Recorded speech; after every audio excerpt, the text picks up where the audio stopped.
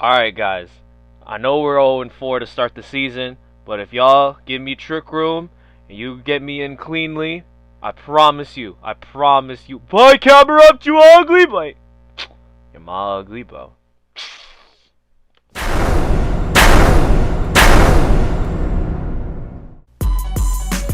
Yeah, what it do, YouTube? It's your boy Eli the Rebel here, and we're back with the FPE Takeover. You know what I'm saying? You know the vibes, right?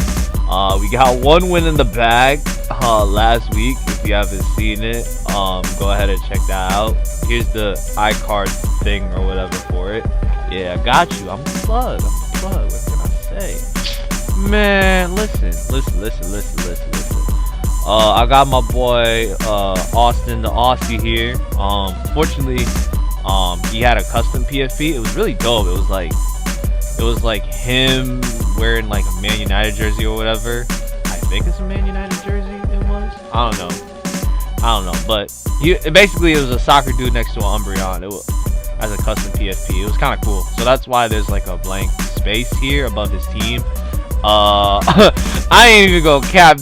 Speaking of teams, I ain't even gonna cap. I saw this. I was just like, wow. I did not get any of this right. I got Clef, Slowbro, and Rotom Heat right, but like, hold up. Actually, wait, no. Okay, the things that concerned me were like no Mega Venu, no Tarak, no Flygon, but he brought Sneasel, Swellow, and Slowbro, which I'm not saying they're bad brings, because they're listen, Sneasel is actually like that threat in the lower tiers if you don't prep well for it. It's still very fast.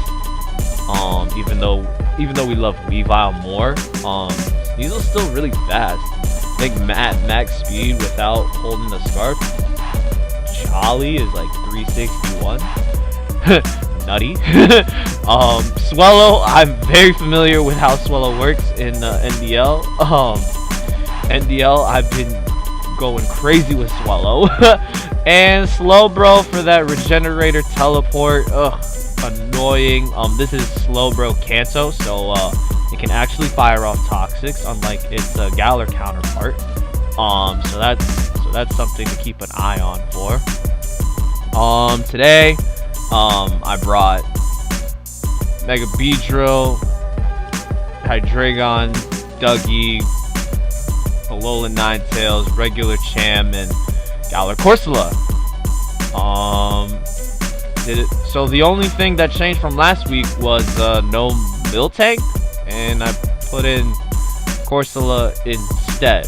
So first thing I did was I had a talk, and I had a talk with Dougie. I was just like, look, Dougie, I'm gonna send you out first, because let me tell you something, I kind of need, you know what I'm saying, like, me making that play with Dougie last week, I felt bad. So I was just like, hey, I'm gonna lead with you. You know, you need to put in some work now. And so here, I trapped a Registeel, which was crazy good for me. I was afraid that he would like shed shell like out into like Rotom or Swellow, because this EQ was coming his way, but it only did 47%. I was really concerned about that. He Iron-Headed here. I think Iron-Head was to, I don't know what kind of play he was making there. I think he just wanted to guarantee a 2-hit KO or something. I don't know. But here I EQ again, and I think it must have been a low roll, because I got this roll the next turn. So Registeel's gone.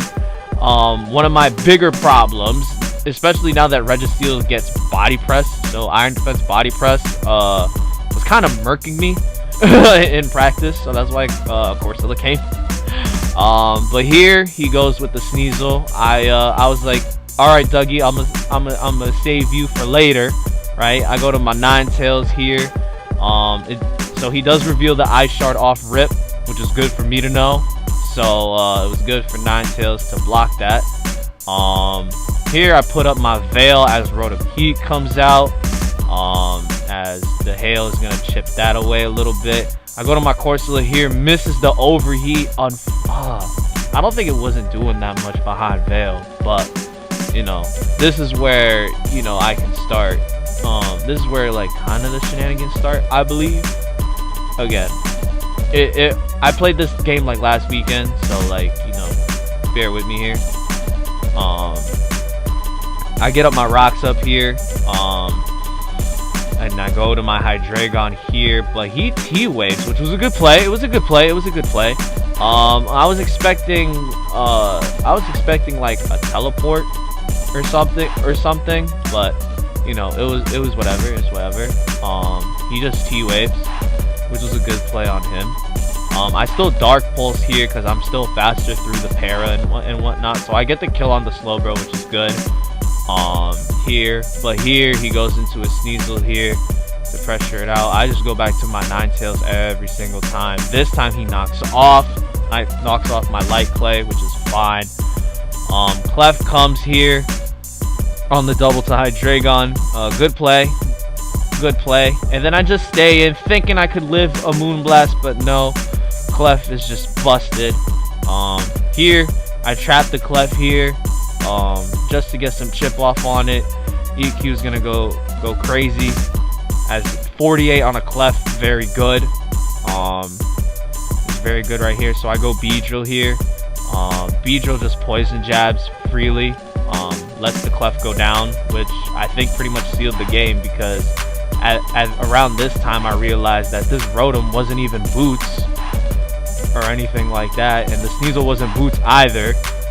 Here goes to Swellow, is not boots, so putting the rocks up as Slowbro came in was very important for me, as Swellow came in with the Flame Orb up, so I know it's the physical set, which automatically tells me it's the physical set. I can't speak today. I don't know. This is weird. But Corsola comes in, making sure that this thing doesn't like facade or anything crazy. And yep, it's facade. So here he U-turns out, which allows me to Strength Sap for free here. I swear, Strength Sap is just so good. It's ridiculous. I go to my Ninetales again as he taunts, which is very good. Play for his part, so I can't put up Veil again. I just Moonblast for some chip. Drops the special attack on Rotom. Unfortunate, but it worked out really well for me, as the overheat does 40 pretty much.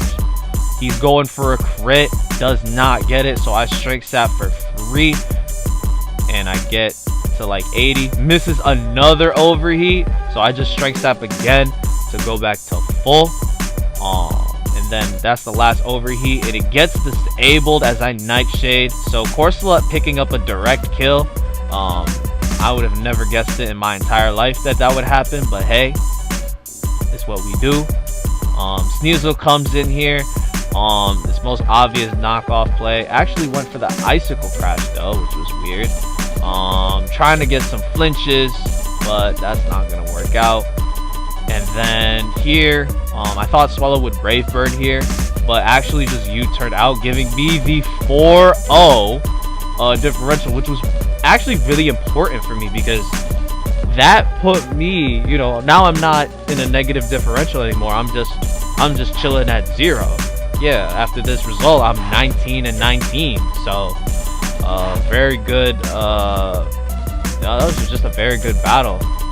Dougie was giving him a lot of problems, and then once the rocks came up, it just made my life easier. And by the way, Metachamp didn't even come out of its ball, bro. Like, that's how you know it was a good day. Honestly. But nah, Austin's a really good player. You know, I was the one that recruited Austin to go sub for somebody. I didn't even know him at the time. I was just spamming it in another server, and he was just like, oh, you know, hey, this team's free. Can I take over it? And I was like, well, not really. Like, I'm not really the owner. I'm not really the commissioner. But hey, you know, Yeah, sure. Screw it. And then that was the same thing with the second sub too. It was by yours truly. But he's a very good player. Brought some cool stuff. And you know, unfortunately he's not making playoffs, but I might make playoffs if I win my next two. Which is bizarre. So I'm doing both of those battles on Saturday. So I'll be seeing you guys next week. When for both of those battles, I'll do a quick you know, summary like I did today, just for, you know, both for the makeup battle against Let G, which will finally happen this Saturday, and then the actual week 8 battle will be right after that, all in one video. So you get a 2-for-1 special next week. Yeah, crazy, right? Unreal. Yeah. But with that being said, it's your boy Eli the Rebel. I'll catch you guys later. Deuces.